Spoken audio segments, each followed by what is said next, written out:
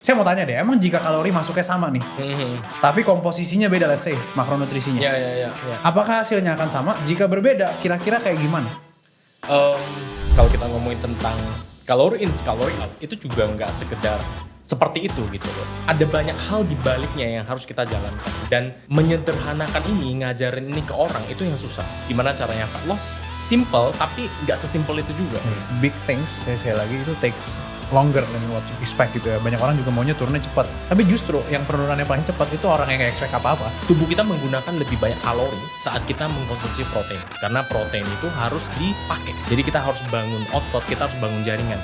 Nah, proses membangun otot, proses membangun jaringan itu membutuhkan energi yang gede. Fat burn, fat loss itu dua hal yang sebenarnya berbeda, tapi interchangeable banget. Orang-orang banyak yang kayak nyamain gitu. Kalau lu nggak enjoy, ya lu nggak bisa fat loss jangka panjang gitu. You have to enjoy it. PYPR splitnya ya, Pilates, yoga, P-nya apalagi paddle sama running. Belakangan nanti klub itu akan tutup, akan diganti. Justru sama aktivitas wellness, yoga gitu-gitu. No amount of theory, no amount of knowledge itu bakal bantu lu kalau lu nggak mau mulai gitu. Untuk semuanya kayak ya udah mulai aja dulu. Jadi apapun itu, kalau lu mau hidup lebih sehat, hidup lebih bugar, hidup lebih bahagia, ya lu mau nggak mau lu harus mulai sesuatu apapun lah itu.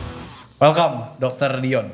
Hai, gila. Ini udah lama loh saya nggak podcast. By the way, terakhir sama Coach Vic ya. Sekarang kita akan membahas topik yang sebenarnya menurut saya ini adalah most requested.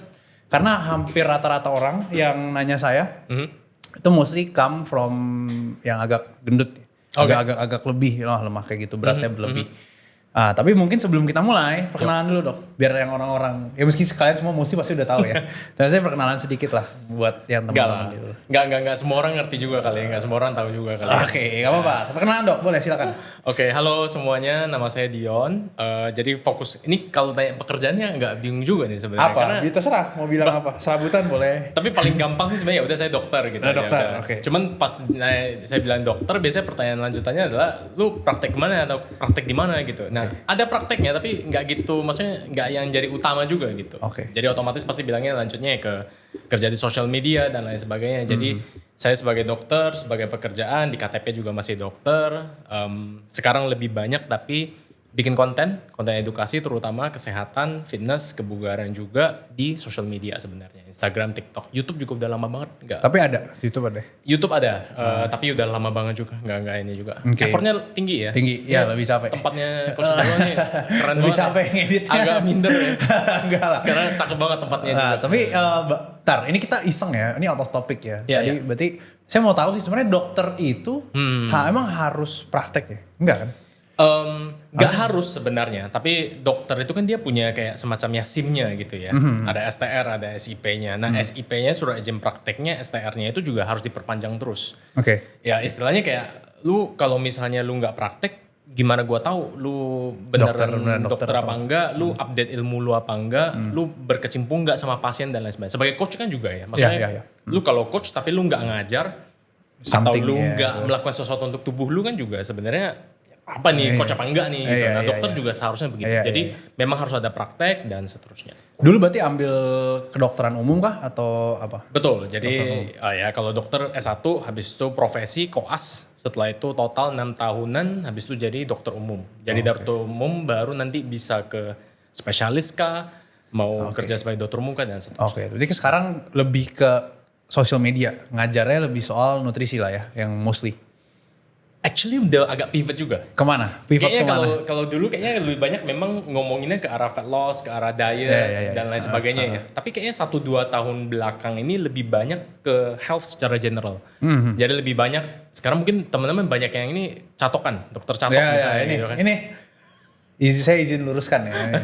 Gitu. Iya benar. Arahnya udah ke arah sana. Jadi mencatok ya, dalam tanda meluruskan mitos-mitos kesehatan yang ada gitu sebenarnya. Jadi udah lebih ke general health gitu. Jadi belakangan kalau misalnya DM dan lain sebagainya, dulu tuh lebih banyak naik fat loss, gimana caranya kurus. Sekarang udah lebih general, udah nggak terlalu banyak. Tapi ya fokusnya masih di kesehatan dan memang sukanya memang fokusnya utamanya ya di fitness sama nutrition.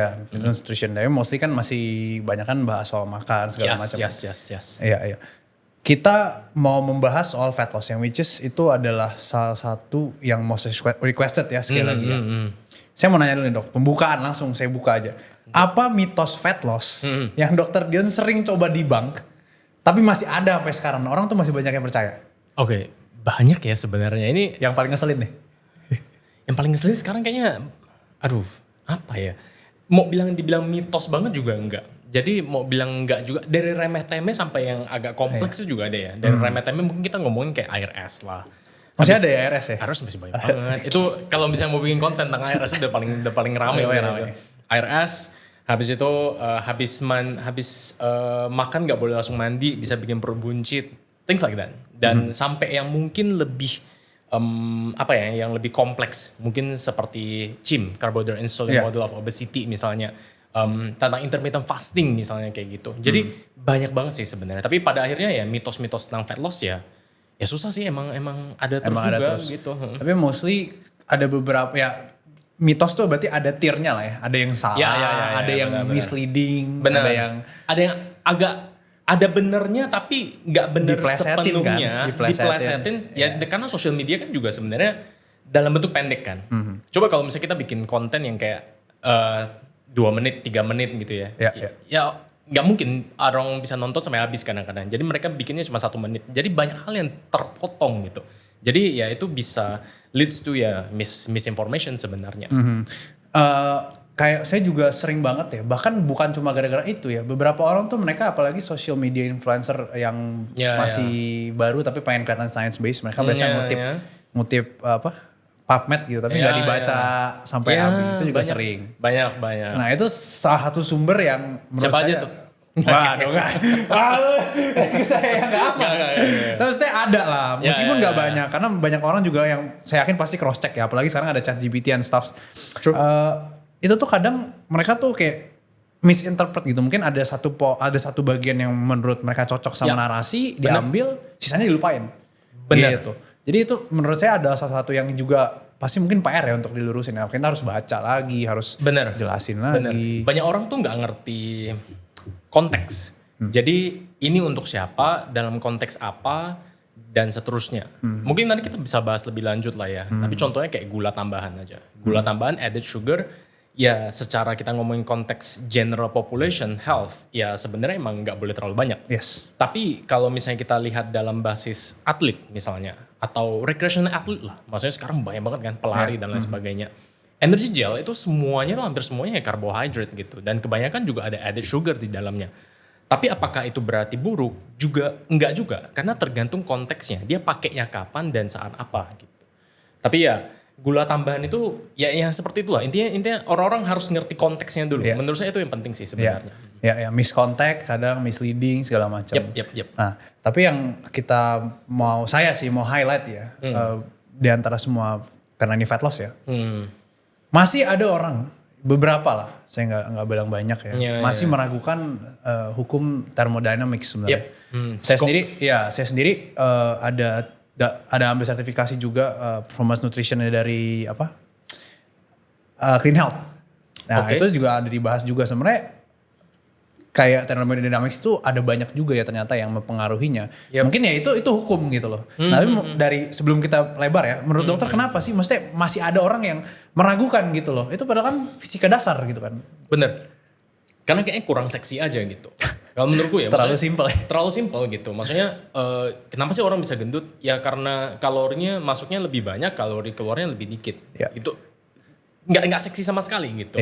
Orang itu dari pengalaman saya maksudnya selama ini gitu ya, ngelihat orang, klien juga, mereka tuh pingin sesuatu yang complicated, flashy ya.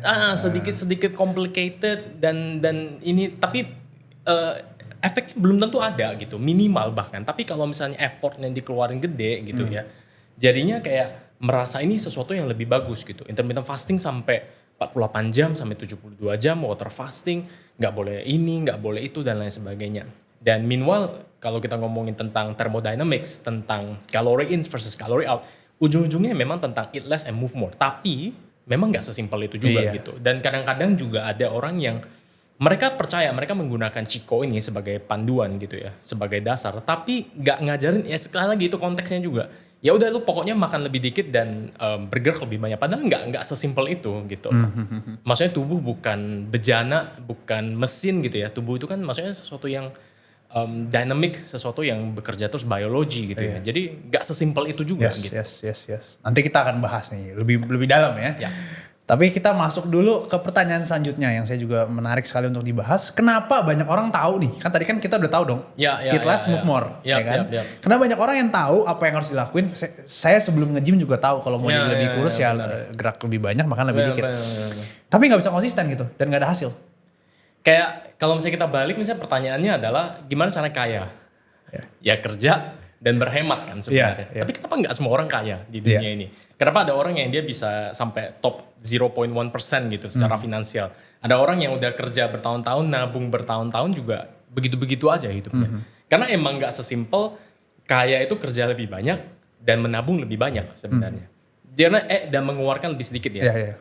Karena ya sama juga sebenarnya. Kalau kita ngomongin tentang calorie in, calorie out, itu juga nggak sekedar seperti itu gitu loh. Dan ada banyak hal di baliknya yang harus kita jalankan. Dan menyederhanakan ini, ngajarin ini ke orang, itu yang susah. Karena orang kadang-kadang juga, satu, mereka masih belum terlalu percaya, ada informasi-informasi lain yang beredar juga, akhirnya jadi agak bingung juga dalam mau memulai sesuatu gitu. Mereka mau nyobain, tapi katanya temannya ini bilangnya harusnya intermittent fasting.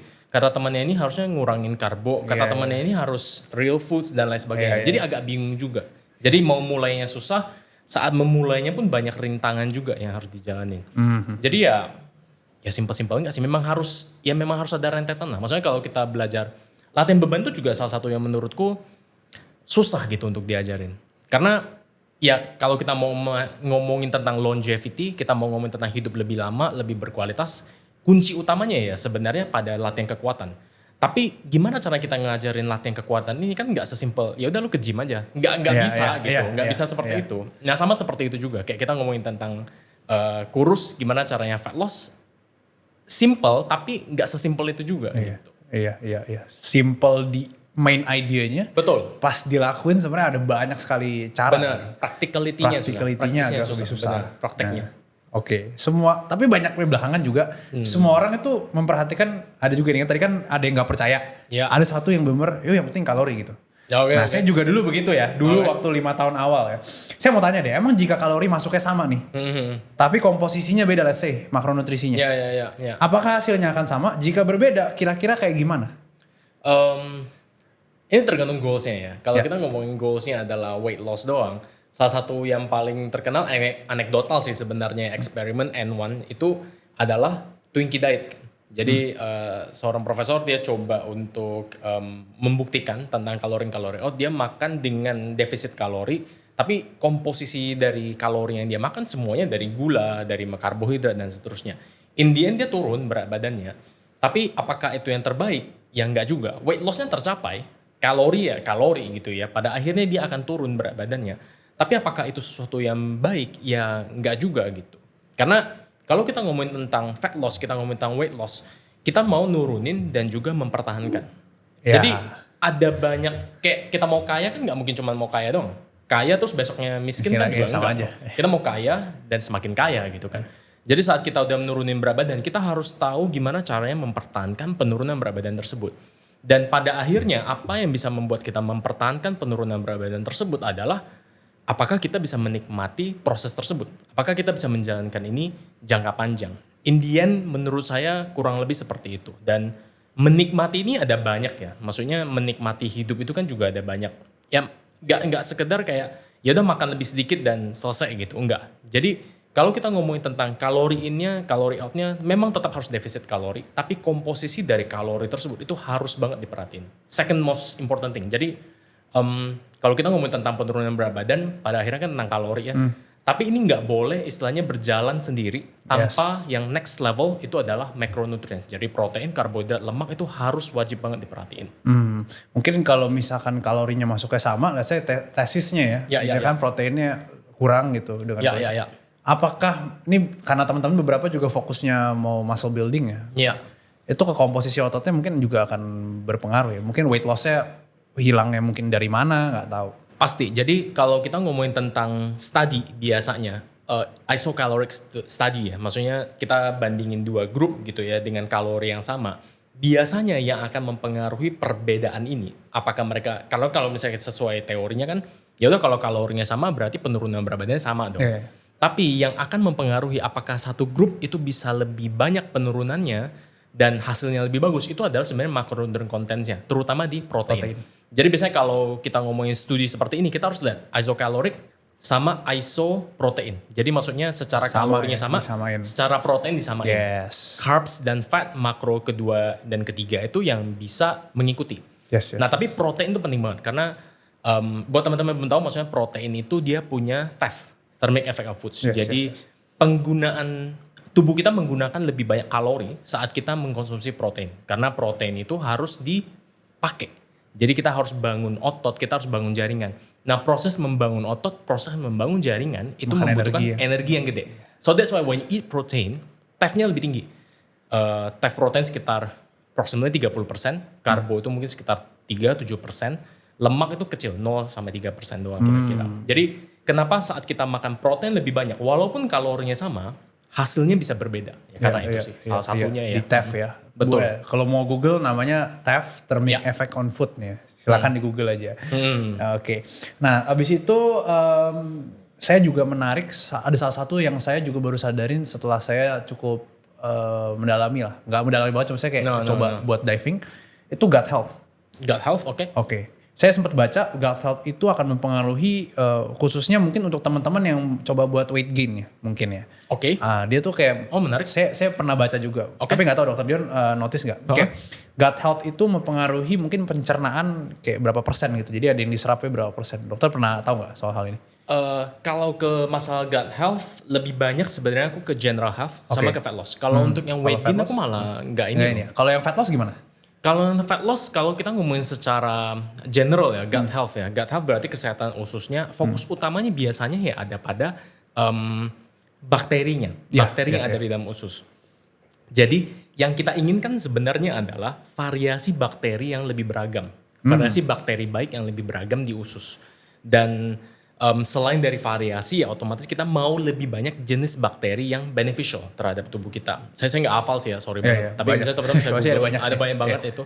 Dan bagaimana caranya kita mempengaruhi bakteri-bakteri usus ini akan memiliki manfaat yang banyak untuk kesehatan tubuh kita. Ke fat loss juga ditemukan orang-orang yang sebenarnya agak kebalik sih. Jadi orang-orang yang mereka obes, yang berat badannya lebih berlebih, itu memiliki variasi bakteri yang lebih sedikit. Lebih sedikit justru.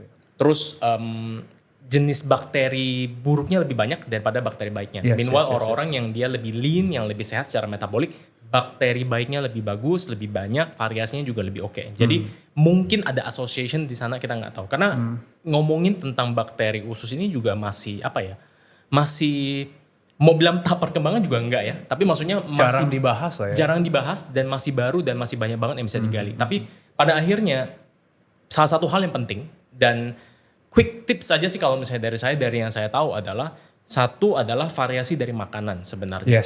Variasi makanan itu penting banget. Jadi variasi makanannya kita nggak ngomong kayak jangan cuma misalnya makan nasi, tepung, ayam. Maksudnya itu aja gitu. Variasiin gitu. Jadi ada sayur ini, ada sayur itu. Daging juga beragam. Ada lemak yang ini, ada itu. Karbonya juga yang berbeda dan lain sebagainya. Variasi makanan yang lebih beragam. Ini akan membantu banget untuk variasi dari bakteri usus tubuh kita. Tambahin juga makanan-makanan yang ya fermented ya. Kimchi, yogurt dan lain sebagainya itu akan membantu juga. Next one, ini jadi jualan sorry. Jadi gak apa-apa. Prebiotics. Jadi kalau kita ngomongin supplements, probiotic supplements untuk general health sampai sekarang ya studinya masih inkonklusif. Suplementasi probiotik. Jadi kalau untuk orang-orang yang misalnya ada diare, ada penyakit tertentu, suplementasi probiotik bisa membantu. Tapi untuk general health, suplementasi probiotik itu masih kayak ada efeknya nggak sih gitu? Masih nggak jelas dan ada dosis minimalnya usually. Jadi yang lebih disarankan itu adalah kita kasih prebiotik. Prebiotik beda lagi ya. Menarik. Makanya saya fokusnya jualnya akhirnya prebiotics, bukan probiotics. Coba bisa dijelasin dikit nggak perbedaannya atau fungsinya apa gitu? Probiotics berarti bakterinya.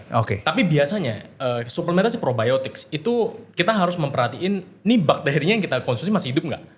Terus jumlah dosis minimalnya ada nggak? Biasanya paling nggak harus ada di level 1 miliaran jumlahnya, CFU-nya. Dan ini juga masih belum tahu juga nih efeknya ada apa enggak. Setidaknya dari studi yang sekarang ya kita nggak pernah tahu juga. Dan yang lebih diketahui bermanfaat, satu tadi variasi makanan itu yang paling utama. Yang kedua adalah kita kasih makanan untuk bakteri-bakteri yang udah ada dalam usus kita. Itu prebiotics. Prebiotics ya itu serat sebenarnya. Oh, oke. Benar. Jadi yang penting lu makan variasi, lu makan sayur yang banyak, buah-buahan lah ya serat. Dan ya kebanyakan mungkin nggak bisa mencapai serat yang baik, makanya kita masuk di suplemen prebiotics yaitu ya serat tambahan. Paling ya itu sama aktivitas fisik sih.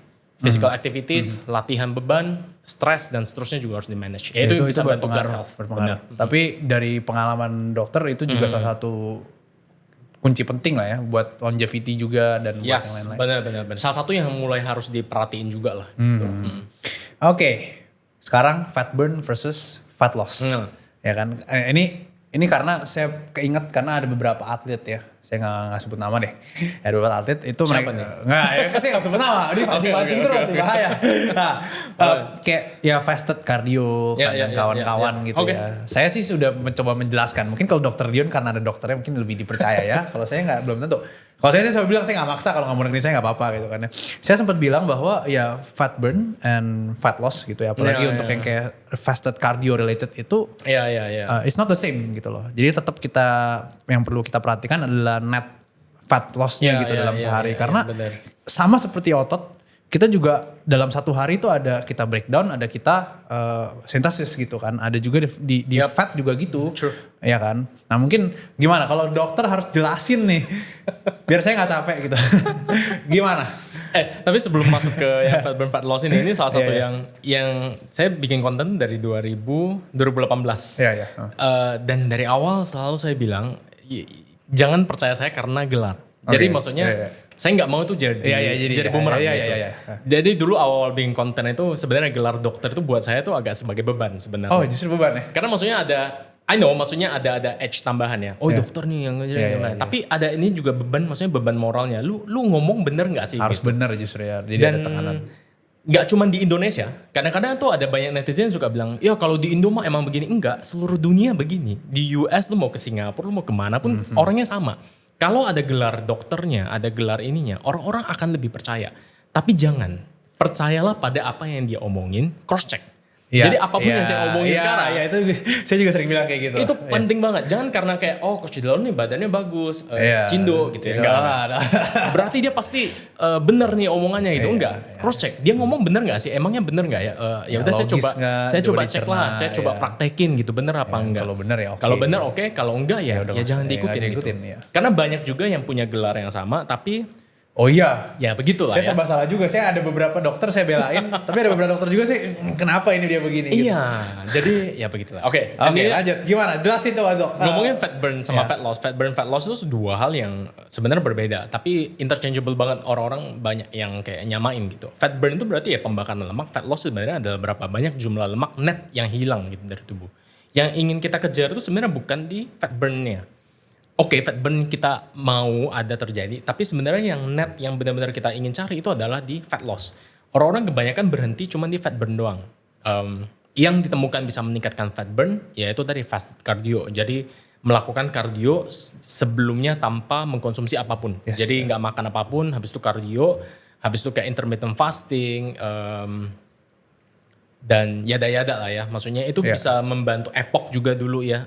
Excessive post oxygen consumption setelah latihan beban katanya bisa meningkatkan fat burn sampai berapa banyak juga setelah berapa jam. Tapi pada akhirnya kita fokus cuman di fat burnnya ini doang. Kita harus melihat satu sisi lainnya lagi yaitu fat gain. Jadi berapa banyak lemak yang dibakar tapi berapa banyak juga lemak yang disimpan. Karena ini sebuah proses yang dinamis terus bekerja gitu. Jadi lu bakar lemaknya banyak oke, tapi kalau misalnya lu nyimpan lemak yang sama banyaknya juga, pada akhirnya ya fat loss-nya nggak ada, netnya nggak ada. Gitu. Jadi pada akhirnya kita harus lihat pada fat loss-nya ini gimana. Dan yang mempengaruhi fat loss terbanyak pada akhirnya itu adalah kembali lagi ke keseimbangan kalori sebenarnya. Jadi berapa banyak kalori yang masuk, berapa banyak kalori yang keluar. I'm not saying that, maksudnya saya juga fasted cardio ya kebanyakan. Tapi bukan karena ngejar fat burn, enggak. Tapi karena emang it fits me. Jadi secara waktu lebih sekarang latihan lari pagi kan. Mau ngantar anak sekolah nih. Sebelumnya mau gak mau harus lari. Lari kadang bisa kadang bisa 7-10 kilo, berarti pace-nya masih keong ya. Jadi paling nggak harus ada sejam. Jadi usually bangun bisa jam 4:30, terus lu lari mulai start jam 5:00-an, selesai jam 6:00-an, pendinginan dalam. Ya intinya nggak ada cukup waktu untuk saya makan dulu. Karena kalau misalnya saya mau makan dulu berarti berbangun jam 3 dan lain sebagainya. Nunggu lagi, tunggu turun Ya, dikit jadi ya. if you wanna do fasted cardio, do it because it fits you. Karena lu suka gitu. Bukan karena harus ngejar fat burn. Maksudnya itu ngejar sesuatu yang ya bukan sesuatu yang harus lu kejar lah intinya gitu. Ya kalau misalnya memang pas silahkan. Tapi kalau enggak juga enggak. Dan ujung-ujungnya ya itu ciko. Oke.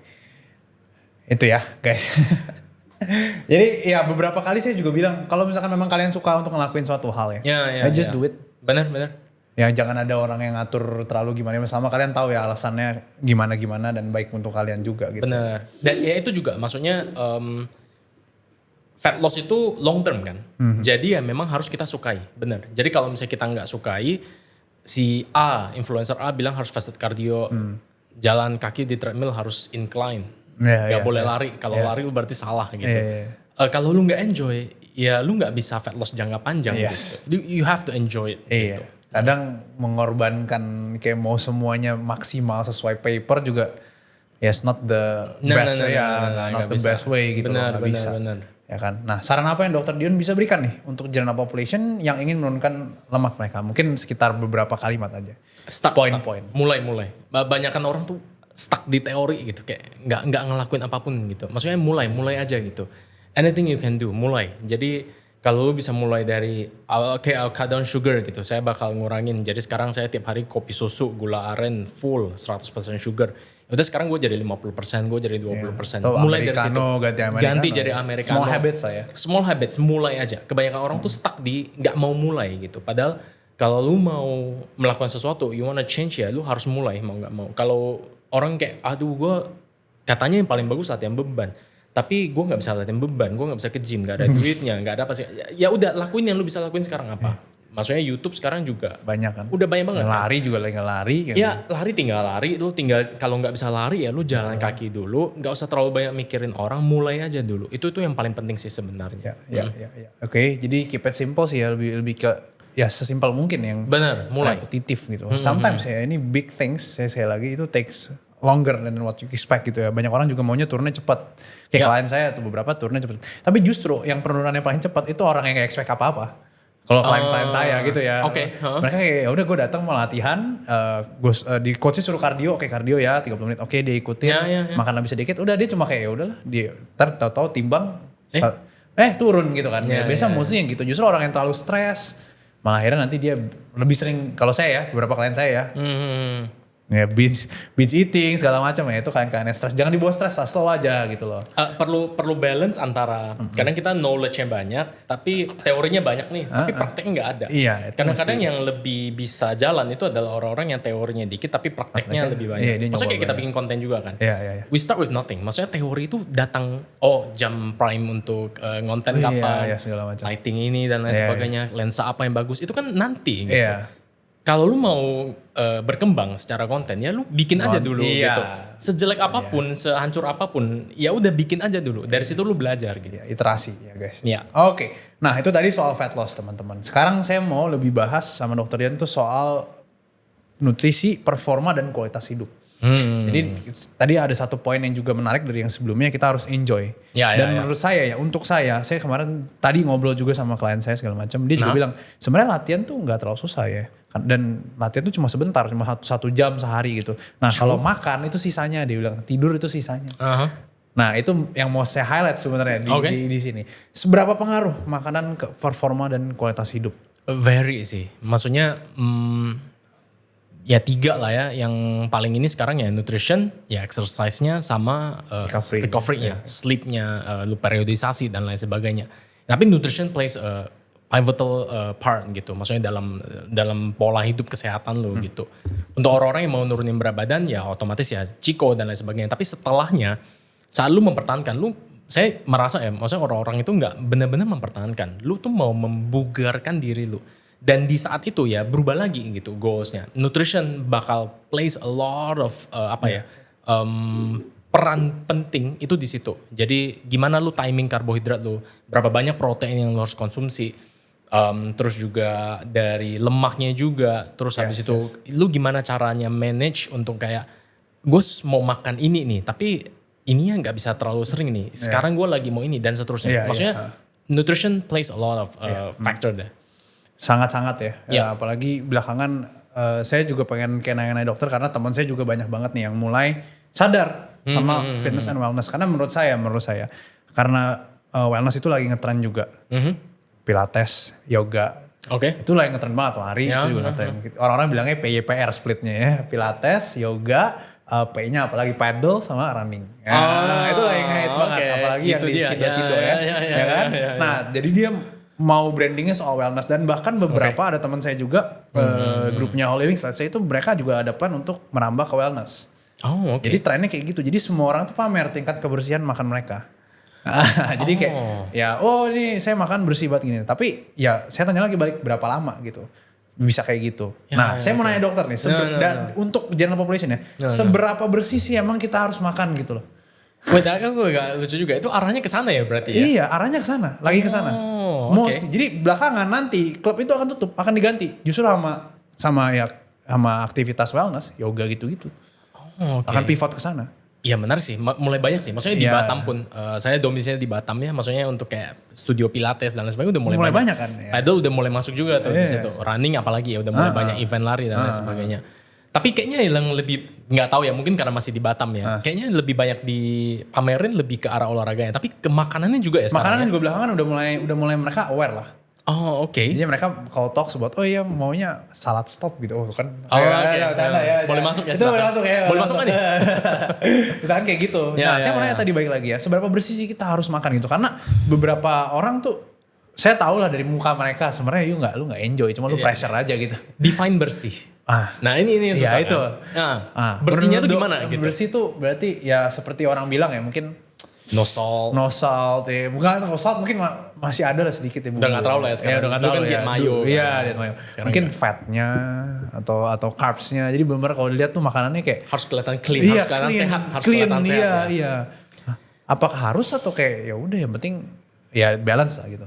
Jawabannya pasti kalau misalnya teman-teman udah lama juga tahu juga konten-konten saya juga pada akhirnya ya enggak sih sebenarnya. Tapi ini juga perlu balance juga konteksnya juga. Kadang-kadang orang agak terlalu ekstrim ya. Bersih-bersih banget, kotor-kotor banget. Kan nggak apa-apa. Katanya makan apa aja boleh. Semua makanan sehat katanya.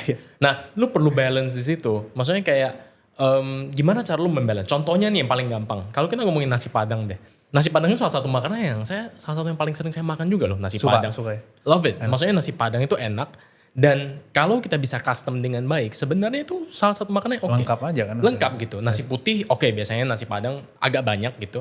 Tapi tergantung juga sih. Tinggal dikurangin. Ya tinggal dikurangin kalau misalnya badan perlu. Kan, sayurnya lu bisa minta banyakin dan mungkin lu bisa minta yang sayurnya lebih nggak ada kuahnya dan lain sebagainya. Kuahnya, kondimennya lu bisa minta kurangin dikit. Sambalnya mungkin berminyak nggak usah. Tinggal pilih jenis proteinnya. Proteinnya kalau misalnya rendang otomatis ya lemaknya akan lebih banyak. Mungkin bisa pilih yang kayak gulai atau misalnya ayam pop nggak usah dicelup minyaknya misalnya kayak gitu. Ayam bakar misalnya atau biasa mesti 2 sih kalau misalnya di Padang ayam. Benar, biasa 3 mah. Enggak beli rumah, habis itu di rumah telur rebus misalnya. Biasa saya suka gitu. Karena dibeli dan tambah kan. Proteinnya ayam Padang nih, nasi Padang ini agak ini ya. Kayak problemnya di situ ya. Udah kecil, mahal kan. Iya, bahkan saya jujur aja di beberapa catering sehat ya tanda kutip. Proteinnya juga dulu tuh mereka jujur. Sekarang kok makin lama makin dikit gitu. Saya lihat, saya kan nimbang kan, saya tahu kan saya. Ini 100 gram kayaknya gak nyampe nih saya bilang gitu loh. Tapi kayak itu problemnya ya memang ya. Di protein kayaknya agak bener. Proteinnya yang terlalu dikit ya. Dan ya ini mengakar banget. Maksudnya sampai kalau kita lihat generasi yang lebih tua dari kita juga kayaknya takut banget makan daging kan. Protein tuh kayak sesuatu yang kayak takutkan sekali gitu. Takut dan kayak di sini tuh mahal gitu. Benar. Pada akhirnya tapi kalau kita ngomongin tentang pola makan ya semua makanan tuh bisa gitu kita atur. Cuman ya itu basisnya. Terus misalnya kayak apa ya? Saya ngomong kayak semua makanan itu baik gitu. Semua makanan itu bisa dikonsumsi dengan oke gitu. Tapi ada jenis makanan tertentu yang memang saya agak kurangin gitu. Kalau kita dalam konteks wellness ya. Untuk kebaikan tubuh saya sendiri gitu. Karena fokus saya juga sekarang bukan cuma untuk dulu mungkin lebih banyak di fat loss dan lain sebagainya. Tapi di musim hidup yang sekarang lebih banyak untuk kayak gimana cara saya naikin performance saya dari lari, performance saya untuk latihan. Jadi pada akhirnya ya ada jenis makanan yang akan saya makan lebih banyak, ada yang lebih dikit. Yang lebih dikit sekarang yang mungkin memang ditemukan ada problem ya proses meat sebenarnya. Sosis, nuggets, yang olahan lah ya, daging olahan. Itu juga proteinnya juga kan mostly udah hilang atau kemana itu dikit gitu loh. Dikit banget kalau misalnya kita cek ya, dikit banget. Terus habis itu alkohol, maksudnya saya mau bilang etnis nggak enak nih jadinya. Tapi intinya adalah maksudnya saya masih ada gitu. Masih di keluarga, masih di kerabat-kerabat yang masih ada minum alkohol. Ya satu dua kali setahun Christmas sama Chinese New Year gitu ya, Imlek. Biasa ada minum lah. Dan bukan yang heboh banget, cuma satu kaleng bir gitu. Tapi dari studi yang ada, bukti-buktinya ya memang alkohol tidak ada manfaat khususnya gitu. Dan meningkatkan resiko. Jadi itu yang akan dihindari, gorengan-gorengan. Abang-abangan itu kalau misalnya saya beli gorengan, saya sampai cek misalnya mau beli di Grab atau di masuk lagi Grab atau Gojek gitu ya. Saya bakal cek sampai kayak ke Google Maps-nya. Ini abangnya jualannya di mana, kira-kira pakai minyak apa dan lain sebagainya. Maksudnya kita cek gitu. Cek. Jenis yang kayak gitu yang akan saya hindari dan kalau bisa makan sesedikit mungkin. Jadi ada beberapa makanan yang harus dihindari, boleh dikurangin, tapi ada makanan yang boleh banyak. Mungkin kalau kita ngomongin konteks wellness dalam food, gak harus sampai yang bersih banget, tapi ya kurang lebih seperti itulah. Terus kita aware dengan apa yang kita makan kan sebenarnya kan. Betul, something you enjoy too. Ya itu juga penting. That's why saya kalau ke klien saya untuk awal-awal ya, biasanya saya jarang sekali saranin mereka untuk makanan yang udah kecampur. Misalnya kayak, yang kalau misalnya kita kan pasti milihnya yang Padang itu kita bisa lihat nih, carbsnya sekian. Nah benar. Sayurnya sekian, protein sekian. Tapi kadang beberapa orang kayak misalkan let's say yang Italian food ya yang udah kecampur semua kan. Kue tiaw. Ya kalau kue tiaw Kalau saya kue tiaw sirup masih kelihatan tuh. Oh dagingnya segini. Atau saya bisa lihat dagingnya dulu deh. Oke lah masih bisa lah. Oke. Iya. Beberapa tuh udah gak tahu. Dari dagingnya juga dari campur apa gak tahu. Jadi ya kalau buat saya ya kita aware aja sih sama apa yang kita makan ya. Bener. Gimana caranya kita memaksimalkan kualitas hidup nih via makanan kalau menurut Dr. Dion? Mungkin beberapa poin aja. Memaksimalkan kualitas hidup dari makanan nih. Mungkin tadi kan lebih fokus ke fat loss. Betul. Ya kan kita start dulu. Benar. Misalkan orang udah enak nih sekarang. Tapi mereka mau lebih ke behaviornya, let's say. Mereka mau lebih ke mempertahankan performa juga. Yep. Nah misalkan contoh dari fat. Ada juga orang yang sangat-sangat menghindari fat. Ya. Sebenarnya kan fat juga tetap dibutuhkan untuk proses hormonal and stuff kan. Betul. Nah mungkin kayak gitu-gituan ada tips nggak? Atau mungkin ada suplemen yang mereka bisa ambil. Atau kayak mungkin kurang, let's say dia kurang keluar gitu. Gitu. Misalkan. General recommendation aja lah ya kayaknya Yes. Kalau misalnya kita mau ini, mungkin ada beberapa ya. Tapi top of my mind, satu sebenarnya jam makan.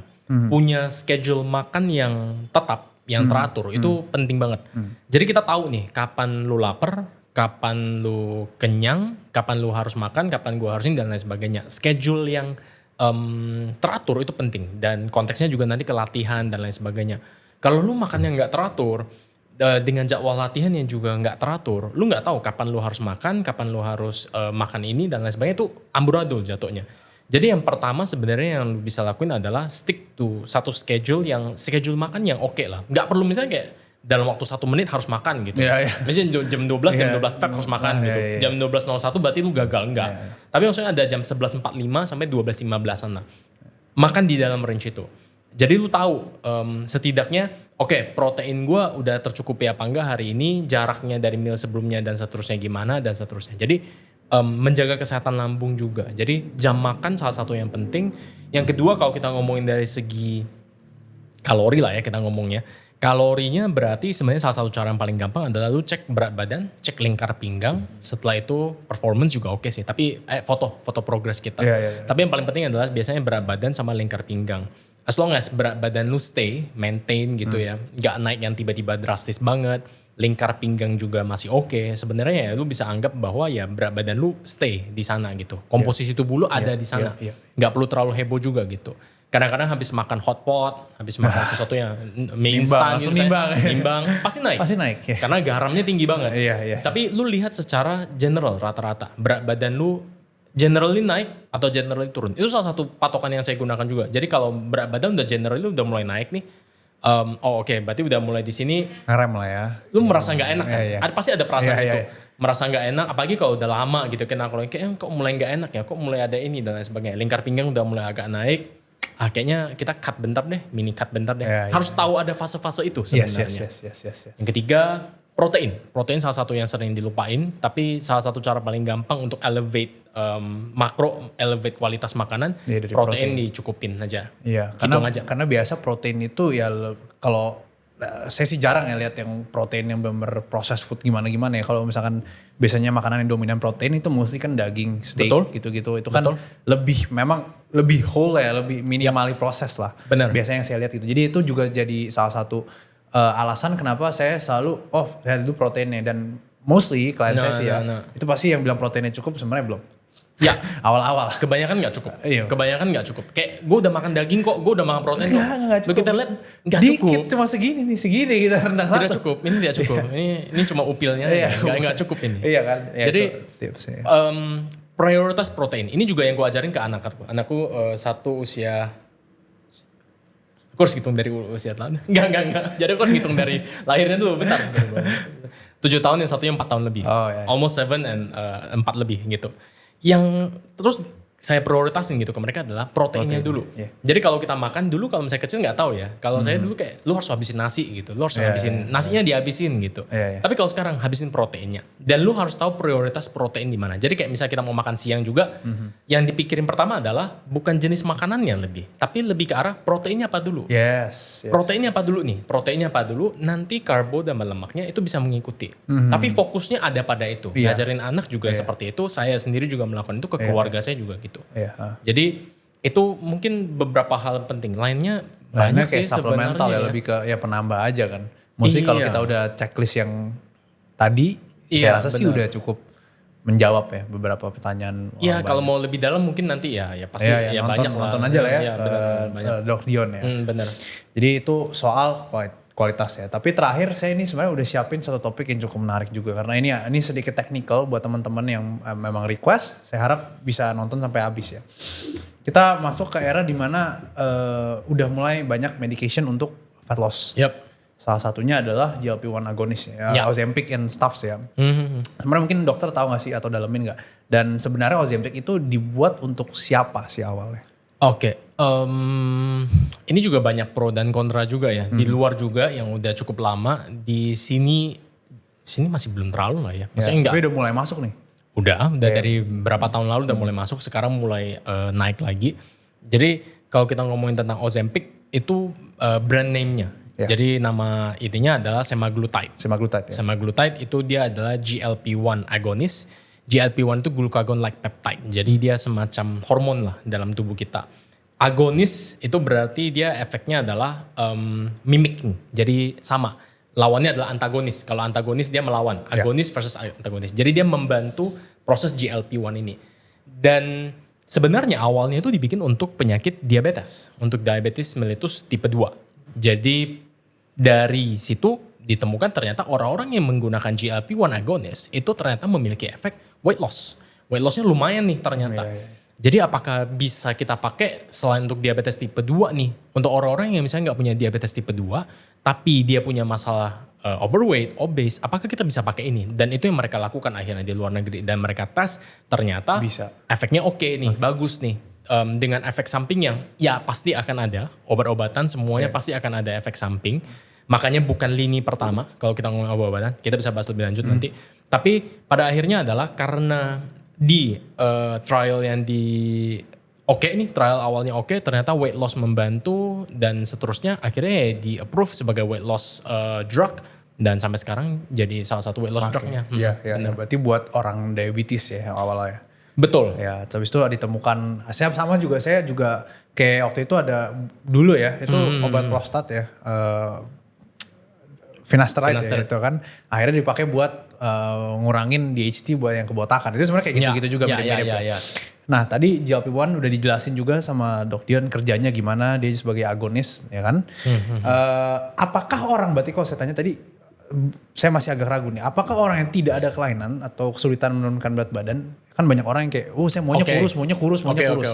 Dan akhirnya ya langsung go to-nya, asal mau pakai. Kayak saran dokter apa? Itu saya pribadi kalau misalkan memang dia butuh obat dan kayak diet itu udah susah banget, udah dilihat susah dan dia juga udah obes, itu saya nggak apa-apa. Tapi kan ada beberapa orang yang kayak yang penting betul pakai gitu loh, ya kan? Sama aja, sama kayak PED saat saya itu dibuat buat ngurangin kemungkinan kalian atrofi ya gitu misalnya untuk orang-orang khusus. Tapi kan ada aja kan. Nah menurut dokter untuk yang kasus GLP-1 agonis ini gimana? Jadi kalau kita ngomongin tentang weight loss, tentang fat loss, pada akhirnya semua penyakit sih sebenarnya, hipertensi, diabetes, semuanya bisa ngomongin dalam piramid juga sih sebenarnya. Jadi ada hierarkinya, mana yang paling penting. Yang paling penting yang nomor 1, yang paling bawah itu sebenarnya adalah lifestyle medication. Jadi perubahan dari gaya hidup, pola makan lu gimana, aktivitas fisik lu gimana, recovery lu gimana, stress management gimana. Itu yang sebenarnya jadi fondasi. Lu mau pakai obat segimanapun, tapi kalau misalnya lifestyle medication, lifestyle lu masih buruk, ya ini bakal kolaps gitu, nggak akan kuat. Baru setelah itu dibantu tambahannya dengan obat-obatan, baru setelah itu mungkin naik lagi ke surgery sebenarnya, operasi yang lebih heboh lagi. Terakhir lah ya. Yang terakhir. Last step. Jadi naik pelan-pelan. Jadi yang pertama itu adalah lifestyle medicationnya itu harus kuat dulu. Jadi orang-orang yang mau menggunakan weight loss drug juga, salah satunya mungkin seperti Ozempic, itu juga ada indikasinya. Kalau di luar itu indikasinya adalah setidaknya di obesitas BMI di atas 30, lumayan tinggi ya. Kalau di Indo saya belum ketemu kayak rule-nya rules ininya. Tapi kalau di luar 30 boleh di atas 27, jadi antara 27 sampai 30. Tapi dia harus ada comorbid. Comorbid itu maksudnya dia ada penyakit tambahan lainnya. Hipertensi, dia ada diabetesnya, dia ada dyslipidemia, ada sakit jantung dan lain sebagainya, itu boleh dengan BMI yang lebih rendah. Jadi kalau misalnya ada dalam track tersebut, maksudnya ada dalam indikasi tersebut, penggunaan obat weight loss drug ini boleh. Tapi tetap ujung-ujungnya ya lifestyle-nya harus ada. Bawah dulu kan. Bener, lifestyle medication. Walaupun obat-obatan ini setidaknya sampai sekarang ditemukan banyak membantu. Yes. Tapi ya bukan sebagai obat ajaib yang lu bisa gak apa-ngapain aja. Tapi lifestyle medication harus tetap jalan. Yes. Oke, ini dok, saya juga pengen nanya, berarti kan tadi ada bahas soal efek samping lah ya. Tapi saya kan udah saya udah dengar juga beberapa orang bahas, Ozempic ini adalah generasi yang istilahnya dibandingkan sebelum-sebelumnya ini cukup, benar? Ya, secara efek samping profilnya juga lebih rendah, efektivitasnya juga oke gitu. Tapi mungkin apa yang bisa di-expect, efek samping apa sih yang bisa di-expect dari penggunaan Ozempic ini? Apalagi dengan dosis kan dosis dependent ya. Betul. Dosis dan juga jangka waktu yang cukup panjang gitu. True. Kalau ngomongin tentang efek sampingnya, kalau kita lihat, karena itu banyak orang yang kayak, saya takut minum obat hipertensi nanti kena ginjal, saya takut minum obat ini karena kena ini dan lain sebagainya. Jadi kalau kita ngomongin tentang penelitian terhadap obat itu dilakukan dengan trial yang begitu panjang gitu. Kalau kita ngomongin tentang vaksin COVID dan lain sebagainya itu kan peristiwa luar biasa gitu ya, yang harus dipercepat banget. Tapi kalau misalnya dalam obat-obatan, ini kasus yang maksudnya diteliti pertama secara mekanistiknya didapatkan, habis itu baru lanjut ke misalnya hewan, habis itu baru mulai ke sebagian orang, baru bertahap banget. Dan ini juga jangka panjang dan kita benar-benar melihat efek sampingnya di berapa juta, puluhan juta orang tuh efeknya gimana ya gitu. Baru kita bisa benar-benar mengkategorikan ini sebagai sesuatu yang aman atau enggak juga. Jadi obat-obatan ini sebelumnya sudah digunakan untuk yang diabetes tadi itu. Baru setelah itu ke weight loss dan maksudnya secara kita ngomongin efek sampingnya, kebanyakan yang ada sekarang, yang diberitakan pasti yang heboh lah ya.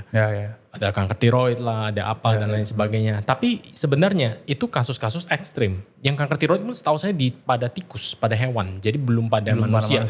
Cuman karena sudah ada bukti itu, sebaiknya nih orang-orang yang punya masalah tiroid, kanker tiroid, jangan. Jadi ada pembatasnya di situ. Itu yang membedakan antara obat medis dan obat alternatif juga kalau kita ngomongin. Obat medis tuh ada banyak barriernya yang lo harus lewatin. Baru ini di-approve. Nah jadi kalau kita ngelihat dari ini efek samping yang paling sering itu adalah di efek gastrointestinal. Jadi di pencernaan. Karena GLP-1 dia fungsinya itu untuk mensekresi insulin keluar. Jadi orang problem di DM tipe 2 kan insulinnya nggak sensitif nih. Nah jadi GLP-1 agonis dia bikin supaya GLP-1-nya ini ngeluarin insulin lebih banyak. Supaya gula darahnya juga turun. Efeknya satu di situ, dia juga nurunin glukagon. Glukagon itu yang naikin gula darah. Jadi itu untuk menjaga gula darahnya. Dan yang ketiga sebenarnya dia juga bantu di memperlambat gastric emptying. Jadi memperlambat pengosongan jadi lambung. Lebih nggak laparan lah gitu lah. Lebih nggak laparan, lebih satiety. Jadi bantu di situ dan ada generasi yang lebih tinggi juga dia nanti kerjanya di hormon yang berbeda juga. Tapi intinya ada di situ sehingga efek yang paling banyak itu ada di setahu saya nih ya. itu di saluran cerna. Jadi dari mual muntah, habis itu ya masalah dan lain sebagainya itu yang di manage. Tapi ya kembali lagi dose dependent. Jadi biasanya akan dimulai dengan dosis yang lebih rendah, yang kemudian ditingkatkan secara bertahap. Karena ini satu yang saya percayai juga. Kalau misalnya lu bisa dapat di efek rendah, kenapa lu harus naikin lagi gitu, maximum dose kan. Minimum dose. Jadi apapun itu, maksudnya saya juga gitu untuk diri saya sendiri juga seminimal mungkin.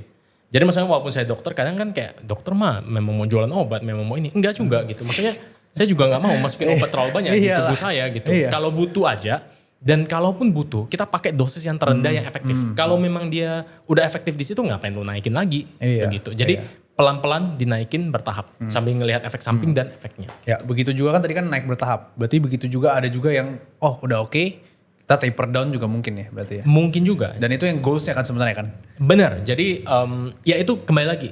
Efek dari obat-obatan ini membantu banget sih Ozempicnya ini. Salah satunya ke nafsu makan juga menurun. Gastric emptying tadi itu juga. Dan itu yang diharapkan bisa membantu orang-orang untuk lebih mudah lifestyle modification ini. Mereka weight loss, mereka merasakan manfaat turun berat badan, dapat tubuh yang baru, momentumnya. Nah itu yang bikin dia motivasi naik. Iya, oke. Itu ya. Jadi teman-teman mungkin goalsnya pada akhirnya kalau buat saya ya, itu kalau misalkan kalian pun pakai Ozempic ya, let's say itu it helps. Tapi tetap kalau saya pasti pada satu titik ya kalau bisa di taper down, pakai benar-benar dari lifestyle aja. Ya mungkin ada beberapa kasus saya nggak tahu ya, mungkin memang dia harus pakai terus, tapi mungkin pasti saya yakin kalau dokter yang benar pasti dosisnya juga pasti akan dimonitor sih kalau kayak gituan. Oke, sebagai penutup nih dok, ini coba dipikir ya. Kalau orang lupain semua yang barusan kita obrolin, semua post dari dokter Dion dihapus, pesan apa yang dokter Dion mau sampaikan ke mereka terkait wellness dan fitness? Wah ini perlu waktu buat mikir ya sebenarnya. Take your time. Pesan apa? I think to start ya. Maksudnya aku percaya banget sih maksudnya untuk semua hal ya. Lu kalau mau sesuatu ya lu harus start gitu.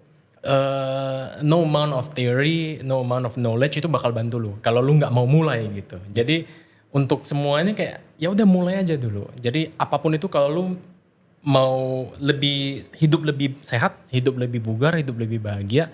Ya lu mau gak mau lu harus mulai sesuatu apapun lah itu. Jadi daripada lu sibuk mikirin ini bener apa enggak. Makanya dulu mungkin agak kayak, ini orang-orang ngomongin gym ini kok orang-orang yang ngomongin gak boleh karbo lah, harus fasting apa segala kok nyebelin ya apa segala. Tapi sekarang lebih ke arah, ya udah at least he's doing something gitu dalam hidupnya. Kadang-kadang ya walaupun mungkin nanti dia akan belajar dan lain sebagainya, tapi pada akhirnya dia melakukan sesuatu setidaknya untuk mencoba merubah dirinya. And that's a good thing. Maksudnya kita perlu melakukan sesuatu. Apapun itulah gitu. Mulai aja dulu. Apapun itu mulai aja dulu dari yang lu bisa lakuin sekarang. Itu sih yang paling penting menurut saya. Oke, Dr. Dion semuanya. Thank you dok udah hadir. Sama-sama. Thank you teman-teman yang udah nonton. Sampai jumpa di podcast yang lainnya.